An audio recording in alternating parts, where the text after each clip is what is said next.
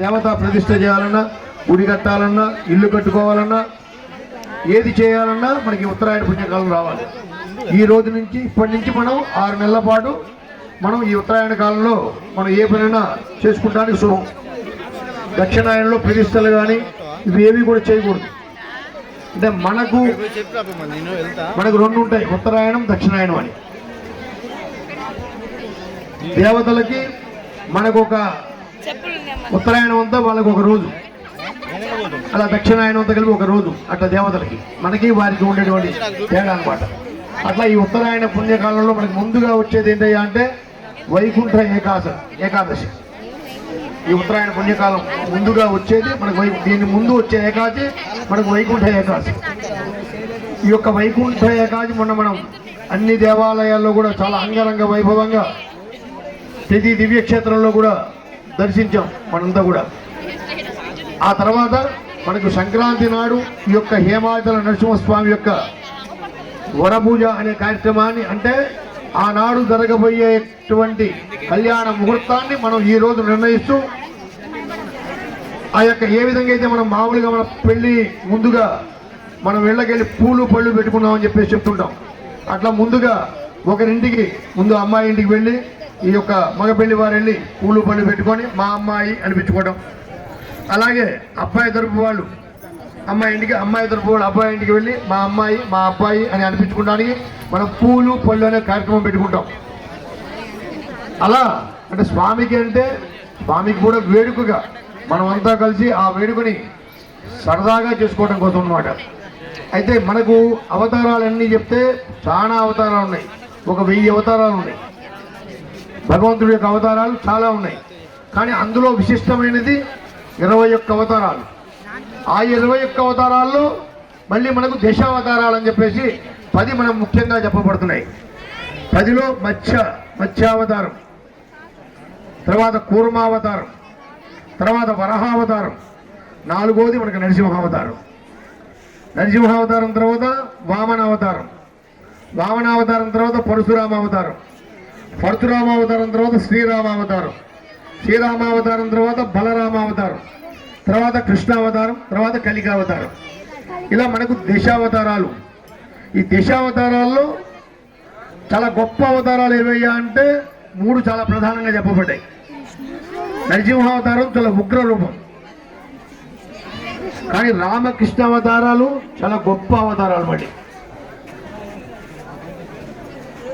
వారిద్దరు కూడా అంటే మనకు చెప్పిన శాస్త్రం కూడా ఎలా చెప్పిందంటే రాముడు చెప్పింది వినాలి, ఆయన ఆచరించింది ఆచరించాలి. రాముడి యొక్క గొప్పతనం అది. కానీ కృష్ణుడు చెప్పింది మాత్రమే వినాలి, ఆయన చేసినవన్నీ మనం చేయకూడదు. ఆయన భగవంతుడు, పూర్తిగా నేను భగవంతుడు అని కృష్ణుడు చెప్పుకున్నాడు. రాముడు ఎక్కడ కూడా నేను భగవంతుడు అని చెప్పుకోలే. అందుకని ఏంటంటే రాముడు చెప్పింది ఆచరించాలి, ఆయన చేసింది ఆచరించమన్నాడు. అదే రామావతార గొప్పతనం.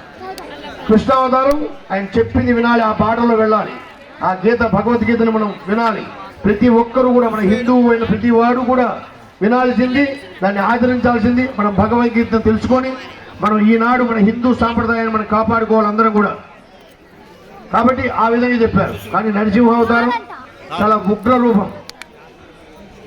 అంటే దానికి కూడా ఎందుకంటే ఆ యొక్క ఉగ్ర రూపాన్ని దాల్చాడు కారణం ఏంటంటే మనకు జయ విజయులు వైకుంఠం ఉంటుంది. వైకుంఠంలో జయ విజయులు ఉంటారు, అంటే ద్వారపాలకులు అంటారు వారిద్దరిని కూడా. వారిద్దరు కూడా వైకుంఠంలో కాపలా కాస్తున్నారు. వారి యొక్క అనుజ్ఞ లేకుండా వైకుంఠంలోకి లోపలికి వెళ్ళడానికి ఎవరికీ ఉండదు. అలా ఒకనాడు వైకుంఠానికి సనక సనందనాథులు అనే మహర్షులు అంతా కూడా వైకుంఠం విష్ణుమూర్తి దర్శనానికే వెళ్ళారు. వెళ్ళేసరికి ఏం చేశారంటే ఈ యొక్క జయ విజయులు ఇద్దరు కూడా వారిని అడ్డగించారు. వెళ్ళడానికి వీల్లేదు అని చెప్పి అడ్డగించేసరికి ఏం చేశారంటే వారిద్దరికి ఆ యొక్క మహర్షులందరికీ కూడా చాలా కోపం వచ్చింది. వచ్చి ఏం చేశారంటే ఈ యొక్క జయ విజయులు ఇద్దరు కూడా శపిస్తారు. శపించి ఏం చేస్తారంటే వెంటనే వారిద్దరు శాపానికి గురవుతారు. సరే, ఆ తర్వాత ఈ యొక్క సనకసనాథులందరూ కూడా వైకుంఠంలోకి వెళ్తారు, విష్ణుమూర్తిని ప్రార్థిస్తారు. ప్రార్థించిన తర్వాత ఈ జయ విజయులు ఇద్దరు కూడా వచ్చి విష్ణుమూర్తిని ప్రార్థిస్తారు. అయ్యా, ఈ యొక్క మహర్షుల వల్ల మేము శాపగ్రస్తులు అయ్యాం, కాబట్టి నిన్ను ఇంతకాలం అంటే ఎక్కువ కాలం నిన్ను విడిచి మేము ఉండగలిగే శక్తి మాకు లేదు, నిన్ను త్వరగా చేరుకోవడానికి మాకు ఉపాయం చెప్పమని కోరారు. అయితే నాకు శత్రువులుగా 2 జన్మల్లో వస్తారా లేదా ఒక 10 జన్మల్లో మంచిగా ఉండి వస్తారా అంటే ఇన్ని సంవత్సరాలు ఉన్నదానికంటే కూడా శత్రువులుగానే 2 సంవత్సరాల్లో ఆ యొక్క అవతారాన్ని పూర్తి చేసుకొని మళ్ళీ నారాయణ దగ్గర చేరాలనుకొని వారిద్దరు కూడా ఎవరయ్యా అంటే హిరణ్యాక్ష హిరణ్యకశిపుడు అదొక అవతారం. అది వాళ్ళిద్దరు మళ్ళీ అంటే ఈ జై విజయులు రాక్షసులుగా అవతారం ఎత్తాల్సి వచ్చిన పరిస్థితి ఏంటి అంటే హిరణ్యాక్ష హిరణ్యకశిపుడు. తర్వాత ఇంకోటి ఏంటి, ఇంకో జన్మ రావణ కుంభకర్ణుడు.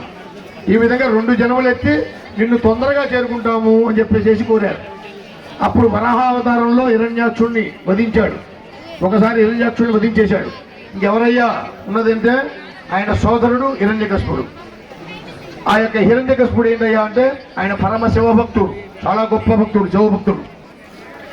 అయితే ఆయన ఏం చేశాడంటే బ్రహ్మ వరప్రసాదం చేత అతనికి మరణం లేకుండా, అంటే పగలు కాదు రాత్రి కాకూడదు, ఆకాశం కాదు నేల కాకూడదు, అంటే ఏ ఆయుధంతో నాకు చావు ఉండకూడదు. ఇలా ఆయన అన్ని రకాల బ్రహ్మదేవుణ్ణి కోరాడు. ఆ యొక్క బ్రహ్మ వర ప్రభావంతో ఆ హిరణ్యకశిపుడు ఆ యొక్క వరాన్ని పొందినవాడై ఇక నాకు తిరుగులేదు, నాకు మరణం లేదు అని చెప్పేసి అనుకుంటూ ఏం చేశాడంటే ఈ యొక్క ముల్లోకాల నుండి ఇక ఎవరైనా సరే రాక్షసులు ముందుగా బాధపడితే ఇంద్రుడు మొదలగాగలే ఇంద్రుని అగ్నిని ఇట్లా ఎప్పుడైతే మన అష్టదిక్పాలకు ఉన్నారో వాళ్ళందరినీ బాధ పెట్టారు. ఎక్కడైతే విష్ణునామస్మరణ జరుగుతుందో అక్కడికి వెళ్ళి వాళ్ళందరినీ కూడా ఈయన చికాకు చేసేవాడు. ఎవరైనా సరే శివనామస్మరణే చేయాలి అనేది ఆయన నిర్ణయం. అయితే వారికి భగవంతుడి యొక్క అనుగ్రహంతో ఒక కుమారుడు జన్మించాడు. ఆ కుమారుడికి ప్రహ్లాదుడు అనే నామకరణం చేశారు.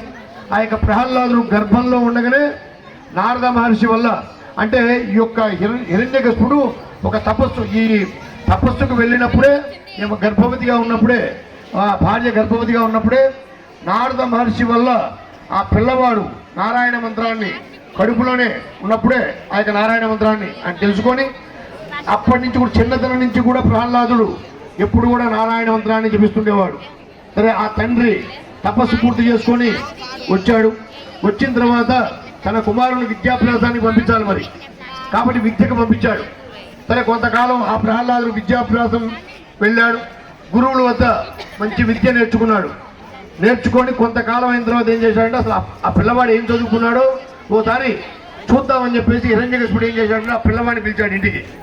పిలవంగానే ఏమయ్యా ఏం నేర్చుకున్నావు, నువ్వు నేర్చుకున్న దాంట్లో చెప్పమన్నాడు. అంటే అన్నిటా హరియే, ఆ హరినామస్మరణ మించింది లేదు అన్నాడు. అనేసరికి హిరణ్యకశిపుడికి కోపం వచ్చింది. చెప్పాడు అలా కాదు నాన్న అని చెప్పాడు. ఎంత చెప్పినా సరే ఓం నమో నారాయణాయ అంతే, అష్టాక్షరి మంత్రం హరి మించిన దేవుడు లేడు అని చెప్పాడు. చెప్పేసరికి ఈయనకి మళ్ళీ కోపం వచ్చి సరే అలా కాదు నాన్న నువ్వు మళ్ళీ విద్య నేర్చుకొని మళ్ళీ పంపించాడు. కొంతకాలం గడిచింది, మళ్ళీ తీసుకొచ్చాడు. ఎంత చెప్పినా ఈ హరినామస్మరణ అతను వేడట్లేదు. ఆ యొక్క ప్రహ్లాదుడు చూశాడు, ఇక తట్టుకోలేక ఏం చేశాడంటే వారు ఆ యొక్క పిల్లవాడిని అనేక రకాలుగా ఎన్ని విధాలా బాధ పెట్టాలో అన్ని విధాలా కూడా వారిని తీసుకెళ్ళి పావులతో కనిపించడం, ఇలా కొండ మించి పడేయడం, ఇలా అనేక రకాలుగా ఇబ్బంది పెట్టాడు. ఎన్ని ఇబ్బందులు పెట్టినా కూడా ఆ ప్రహ్లాదుడు ఆ యొక్క హరినామస్మరణ మానలేదు. సరే ఈయన హిరణ్యకశిపుడికి ఏమనిపించిందంటే వీళ్ళు నేను శిక్ష వేయమన్న వాళ్ళంతా కూడా అసలు శిక్ష వేస్తున్నారో లేదో, కాబట్టి మనమే పరీక్షించాలని చెప్పి ఏం చేశాడంటే తన సొంత కొడుకుకి ఏం చేశాడు, ఆయనే హాలాహలాన్ని ఇచ్చి తాగిపించాడు. ఆయన సంతోషంగా తాగేశాడు. కానీ ఆయనకి ఏ మరణం సంభవించలే. ఎందుకంటే ఆయన నామస్మరణం గుండెలో ఎవరున్నారు, శ్రీహరి ఉన్నాడు. ఆయన కొండ మించి పడేశాడు, కింద హరి పట్టుకున్నాడు, నిప్పుల్లో వేశాడు, అగ్నిదేవుడు బయటికి తీసుకొచ్చాడు, పాములతో గాడేయించాడు. ఆయనకేమైంది, శ్రీమన్నారాయణుడే కాపాడాడు. అంటే హరినామస్మరణ అంటే మనం ఏ భగవంతుడైతే మనం స్మరణ చేసుకుంటూ ఉంటామో అంటే కలవు స్మరణాన్ ముక్తి, అంటే కలియుగంలో మనకి గొప్పది ఏదయ్యా మన శక్తి అంటే నామస్మరణ. మనం ఏం చేయక్కర్లా, రామ రామ రామ రామ అనుకునే చాలు. 10 సార్లు రామ అంటే 1000 సార్లు అన్నట్టే. పరమశివుడు ఏం చెప్పాడు, పరమశివుడు ఏం చేస్తుంటాడు కైలాసంలో, ఆయన నామస్మరణ ఏంటి. పార్వతీదేవి అడిగింది, ఏమయ్యా ఎప్పుడు ఏం తపస్సు చేస్తుంటావు అంటే నేనేం చేస్తాను, రామనామస్మరణ చేస్తున్నావు అంటాడు. ఆయన చెప్పాడు, శ్రీరామ రామ రామేతి రమే రామే మనోరమే సహస్రనామ తత్తుల్యం రామ నామ వరానని. ఎవరు చెప్పారు, పరమశివుడు చెప్పాడు ఆ యొక్క నామాన్ని. ఎవరైతే రామ రామ రామ అంటారో సహస్రనామాలు, విష్ణు సహస్రనామం అందరం చదవలేకపోవచ్చు. వచ్చిన ప్రతి ఒక్కరికి విష్ణు సహస్రనామం రావాలని ఏం లేదు. అలా రాలేని వారంతా కూడా కేవలం రామ రామ రామ అంటే విష్ణు సహస్రనామాలు చదివిన ఫలితం దక్కుతుంది అని మనకు సాక్షాత్ పరమశివుడు చెప్పాడు ఆ గొప్పతనాన్ని. అలా ఆ పిల్లవాడిని అన్ని విధాల బాధ పెట్టారు. ఎంత పెట్టినా అతను లొంగలేదు, హరినామస్మరణ వేడలేదు. కాబట్టి మనం కూడా హరినామస్మరణ చేస్తామా, శివనామస్మరణ చేస్తామా, ఏదైనా చేయండి. మన దేవుళ్ళని మనందరం కూడా రాముడైనా, కృష్ణుడైనా, వెంకటేశ్వర స్వామి అయినా, నరసింహస్వామి అయినా వీరందరినీ కూడా ప్రతినిత్యం ఇప్పుడు ఉన్న ఈ యొక్క కలియుగంలో మనందరం కూడా నామస్మరణతోనే ముక్తి లభిస్తుంది మనకు. నువ్వు దేవాలయానికి వెళ్ళావా, వెళ్ళలేదా? ఒక క్షేత్రానికి వెళ్ళవచ్చు, కొంతమంది వెళ్ళలేచ్చు, కొంతమంది వెళ్ళలేకపోవచ్చు. అందరికీ వెళ్ళే శక్తి ఉండదు. అలా లేని వారంతా కూడా ఏం చేయాలి? నామస్మరణ. ఏమక్కర్లా, మన ఇంట్లో కూర్చొని పూజ చేసుకొని, ఒక తులసి చెట్టు పెట్టుకొని, రోజు దీపారాధన చేసుకొని నామస్మరణ చేస్తే చాలు. మనకు ఆ యొక్క భగవంతుడి యొక్క అండ ఎప్పుడూ ఉంటుంది. ఆయనకి మనం ఏమి అన్ని చేసి మనం ఇవ్వాల్సిన అవసరం లే. ఆయన మన ఎన్ని కోట్లు ఇమ్మని మనం అడగడు. ఆయన మనం మన శక్తి అనుసారంగా మనం ఏది ఇవ్వగలిగితే, తులసి దళం పెట్టినా తులదో కలిగిన వాడు భగవంతుడు. మనం అడుగుతాం ఆయనకి, ఆయన మనం కోరక్కర్లా. ఆయన నామస్మరణ చేస్తే మనకి ఏ సమయానికి ఏది కావాలో అది ఇస్తారు. జీవన మరణాలు అనేది ఎవరికైనా సహజం. అది భగవంతుడికైనా తప్పలేదు, మనకైనా తప్పలేదు. సాక్షాత్తు కృష్ణ పరమాత్ముడు ఉన్ననాడే ఉన్నటువంటి భగవంతులంతా కూడా ఎంతమంది కుంభకర్ణాదులు కానీ, మన శ్రీకృష్ణ పరమాత్ముడు ఉన్నప్పుడే మన మిగతా యొక్క అర్జునుడు కుమారుడు కానీ, అభిమన్యుడు కానీ ఇలాంటి వారంతా కూడా పరమపదించారు. ఎందుకంటే జీవన మరణాన్ని ఎవరూ ఆపలేం. కాకపోతే ఈ మధ్యలో మనం చేసే మంచి మనని కాపాడుతుంది. మనం చేసేది ఏంటయ్యా అంటే, నువ్వు భగవంతుడికి ఏం పెట్టావా లేదా కదా, ఆకలి అన్న వాడికి అన్నం పెట్టు, వాడి కడుపు నింపు. అది లేని వాడికి, ఆకలి అన్న వచ్చిన వాడికి ఒక ముద్ద అన్నం పెట్టు, అది నీకు కాపాడుతుంది. అంతే, నువ్వేం చేయకల్లా. విసుక్కోకు. నీ ఇంటి ముందుకు వచ్చాడు, అమ్మా అన్నాడు అన్నప్పుడు విసుక్కోకు, లేకపోతే లేదని చెప్పు. ఉంటే ఒక ముద్ద పెట్టు, నువ్వు తినేదాంట్లో ఒక ముద్ద ఆగి పెట్టు. ఒక పూట ఏమైంది? దానివల్ల మనం ఏంటంటే మనం, మన కుటుంబాలు, మన పిల్లలు, మన అందరం బాగుపడతాం. అంటే అన్నం పరబ్రహ్మం, అంత గొప్పది. ఎవరైతే మనం ఆకలి అన్న వాడికి అన్నం పెడతామో వాడే పరమాత్ముడు. దేవుడు ఎక్కడో లేడు, మనలోనే ఉంటాడు. మన మంచితనం మనదే భగవంతుడు.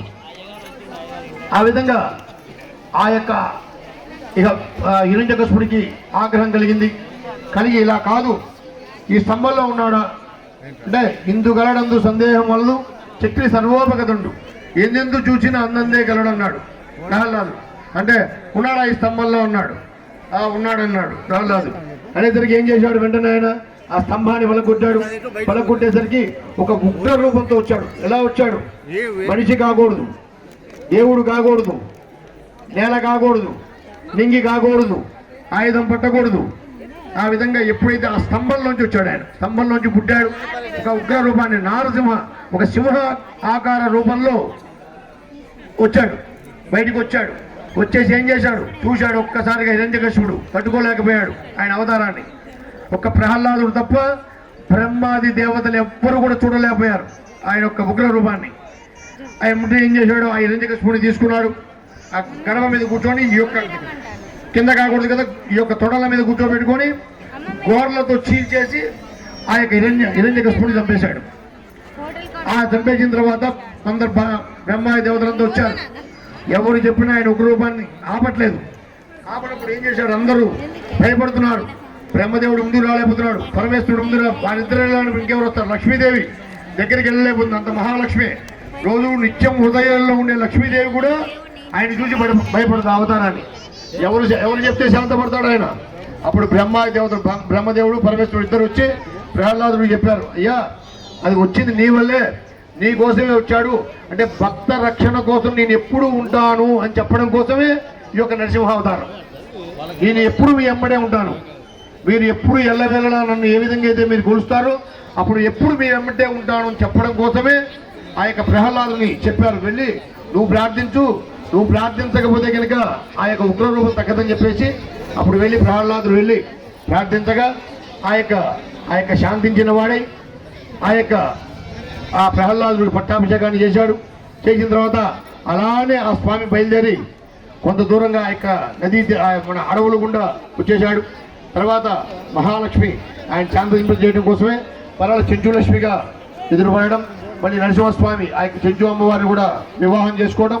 ఇలా నరసింహ అవతారం చాలా గొప్ప అవతారం అన్నమాట. ఎంత ఉగ్ర అవతారమైనా శాంత అవతారమే. అంటే ఆయన కోరిన భక్తులు కోరినటువంటి కోరికలు తీర్చడం కోసం వెలిసినటువంటి గొప్ప అవతారం మన నరసింహ అవతారం. అలాంటి నరసింహ అవతారంలో ఈ యొక్క మల్లూరు గుట్టపై స్వామి ఉండడం అనేది చాలా గొప్ప విశేషం. ఇక్కడ వాటర్ మన తీర్థం కూడా ఆ యొక్క చింతామణి తీర్థం చాలా విశిష్టమైనది. ఇలాంటి నరసింహస్వామి యొక్క అవతారంలో ఇక్కడ నాభి చంద్రాన్ని ఇస్తారు. దానికోసం మనకి ఇక్కడ ఉన్న వాళ్ళకి ఎంత విలువ ఉందో నాకు తెలియదు, కానీ కొన్ని ప్రాంతాల నుంచి చాలా దూరం ప్రాంతాల నుంచి మీకు లేదని నేను అనట్లా, తప్పుగా అర్థం చేసుకోకండి. మళ్ళీ నన్ను మురళయ్య గారి మాట అన్నారు అనకండి. అంటే మనకంటే కూడా ఇప్పుడు మన స్థలంలో మనకున్న దానికంటే కూడా పక్క వాళ్ళకి ఇంకా బాగా తెలుస్తుంది. వాళ్ళు తెలుసుకొని ఈ రోజుకి కూడా సంతానార్థం కోసం రోజు పొద్దున్న దేవాలయానికి చాలామంది వస్తున్నారు భక్తులు మన చుట్టుపక్కల ప్రాంతాల నుంచి. 2 తెలుగు రాష్ట్రాల్లో ఈరోజు యాదాద్రి తర్వాత అంత గొప్ప క్షేత్రం ఏదయ్యా అంటే మీ మల్లూరు దివ్యక్షేత్రం. అలాంటి మల్లూరు దివ్యక్షేత్రంలో ఉన్న మీరందరూ ధన్యులు. ఈ చుట్టుపక్కల ప్రాంతంలో ఉన్న మనందరం ధన్యులం. ఈ యొక్క రామక్షేత్రానికి దగ్గరలో